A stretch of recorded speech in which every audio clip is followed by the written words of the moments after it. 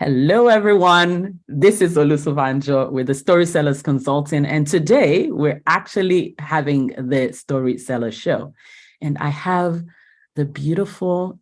Hello, everyone. This is Olusobanjo with the Storysellers Consulting. All right. Sorry about that.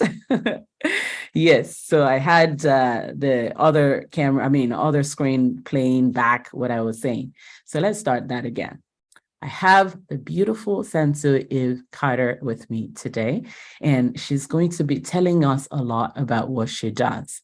All right. So if you're here and you know someone that is grieving a loved one, and you want to actually offer them support, Santou is the best person to talk to. And we're going to just learn from her today and take some step after today. All right, go ahead, Santou. Is it possible to enjoy being at work while grieving the first couple of years of the loss of a loved one? I think it is. Stay tuned because I have a personal story that will help you improve your experience if you or someone you know is currently going through a grieving period, and actions to take right away. For those of you who don't know me yet, I'm Santou, and I'm a mental health and spiritual health professional specializing in trauma from loss and grief. Years ago, I was in a similar situation. I had just lost my dad to cancer. This was such a draining experience, to say the least. It was a traumatic experience, as watching anyone close die of cancer is, and it left me in a state of shock for some time. I'd used up all my paid leave to be with my dad in another country before he passed. And I wasn't in a financial situation at the time to take unpaid leave.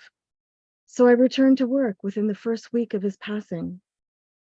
That was hard, especially because of the nature of my role and the expectation to just pick up where I left off upon my return. I was in a secondary leadership position, needing to tend to other people's emotional needs. Yet the senior leader never asked me how I was doing, nor offered any kind of support. Both of his parents were living, so I could understand why he may not have fully understood how painful and complex a death is to process. But after several months, he started criticizing me about the way I was performing, especially as a public speaker, which was part of my role. And I thought, really? Is this really necessary right now? I must admit, I was a little angry. His criticism wasn't helpful at a time when I was vulnerable and hurting. At the time, I didn't really know how to command his respect for my process, nor teach him about the grieving process in general, or to explain how long it typically takes. Thankfully, I found some support from another senior leader outside of my work context, which was helpful to alleviate a lot of the guilt I felt about so many things. I believe that everyone who is going through a grieving experience should get appropriate support at work so they can perform better. The sad reality is, most managers don't know how to support staff who are grieving. They often just provide an HR policy on bereavement to staff to read on their own. They don't know that that is not sufficient. In fact, you may not even know that the early stage of grief takes at least 1 to 2 years to process. And commonly, people are still in shock within the first 6 months of a death. And reading and concentration is very hard to do during this period. Many of my clients who are going through this use my grief-sensitive framework to help facilitate important conversations between them and their manager. And you can use it too, to navigate your pre-return and back-to-work conversations while you're grieving. I'm glad to send you a resource to get you started. For example, did you know that if you have run out of your paid leave, your work colleagues can gift you their unused annual leave if they're so inclined to help you out? This is one of my strategies and my framework that we use to facilitate a conversation with your manager. If you are left to navigate this on your own, things can go badly. Did you know that over 50% of people either quit due to lack of support after returning to work or get fired due to unrealistic expectations managers have about continued high performance after a significant loss? The thing is, you don't return to work the same person after a significant death. You are changed by the experience.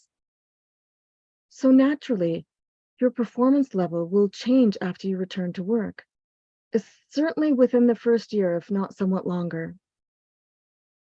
Remember, your manager might not know or realize how hard it is to get back to your previous performance peak after the death of a loved one.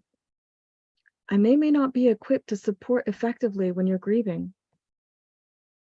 Even though you are grieving and don't know how to find your voice to articulate your needs, you must be in the driver's seat in order to direct the support you need during your time back at work after a major loss.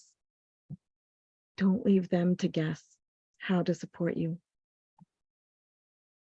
So if this resonates with you and you're thinking, I really need this, or you know someone who's going through a hard time and through a grieving process and needs the support, I'm going to leave a link in the chat to download my free guide with tips and suggestions to get you started. This guide will also show you how to get in touch with me to help you navigate this difficult season of your life. You can get the support you need to keep your job, keep your routine, and keep your income even now while grieving. So find and follow the link in the chat that says griefsupport.co/workplace.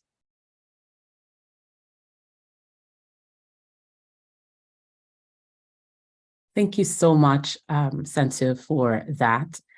I was just listening to you and I was just wondering the gravity of losing a loved one and actually having to go back to work almost immediately because you need to.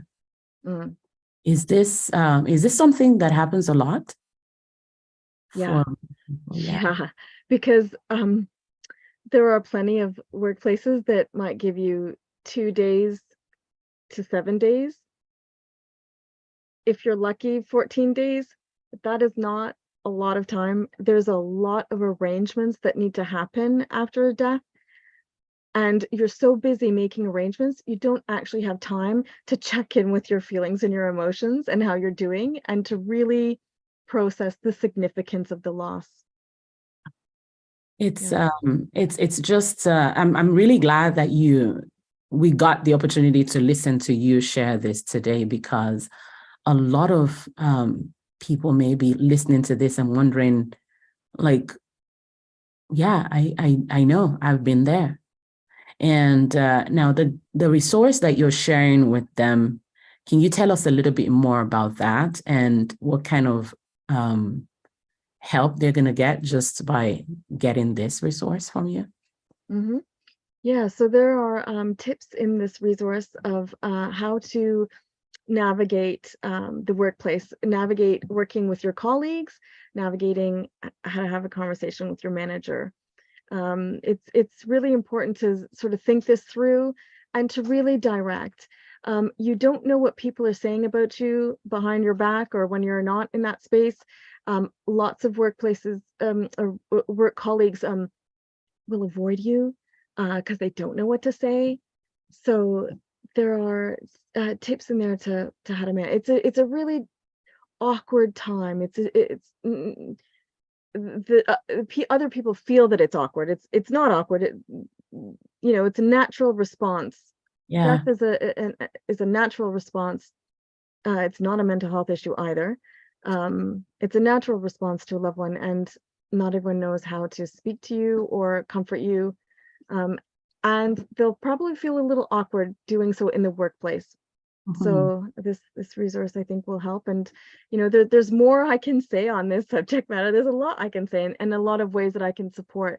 And I think it's always best if people reach out to get some personalized support on how to manage the dynamics of their particular work colleagues and managers, right? Because everyone has different personalities, and it can be tricky sometimes navigating different Absolutely. personality types. Absolutely. And I think that this is really going to be helpful. And actually, I would want to know because I remember recently a friend of mine lost her dad, Mm, and it took me like I had to research and say, how do you even mm, communicate with someone like mm, this? mm, Because you know that this is heavy. This is a major loss, right? mm, So anyway, viewers, if you're watching this and you know someone that is grieving, or you are, or maybe even you're a manager that is dealing with someone mm, that is grieving, I would definitely say go to the link we just added to the chat. Go to the link, and it's griefsupport.co/workplace, and download what she has for you. But much more than that, find time to chat with Santou. She's going to be able to guide you on exactly what to do next. All right. And So I'll add one more thing, that if there are any managers out there listening, I've got a special different resource to help you out in speaking with your staff. So send me an email and we can chat further about how I can support others. beautiful, beautiful. Thank you so much, Santou. And You're thanks very everyone welcome. for watching.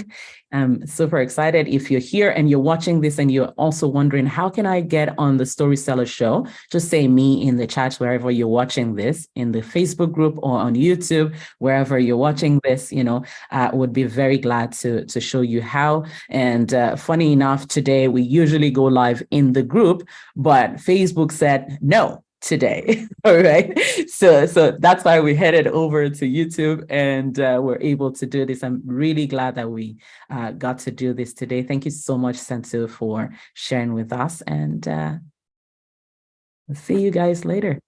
Thank you. You're Thank you. welcome. Bye, everyone. Bye.